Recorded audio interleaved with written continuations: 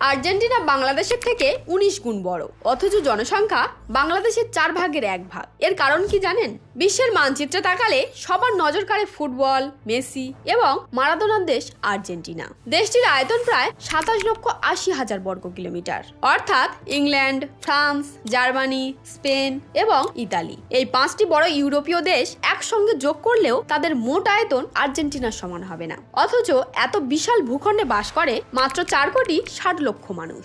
এর প্রধান কারণ হলো আর্জেন্টিনার ভৌগোলিক অবস্থান। দেশটির পশ্চিম সীমান্ত জুড়ে রয়েছে বিশাল আন্দ্রিজ পর্বতমালা আর দক্ষিণাঞ্চলে বিস্তীর্ণ প্যাটাগোনিয়া অঞ্চল, যা অত্যন্ত শীতল, শুষ্ক এবং বসবাসের জন্য কঠিন। ফলে দেশের এই সব অংশগুলো আজও প্রায় জনশূন্য। আরেকটি গুরুত্বপূর্ণ কারণ লুকিয়ে আছে ইতিহাসে।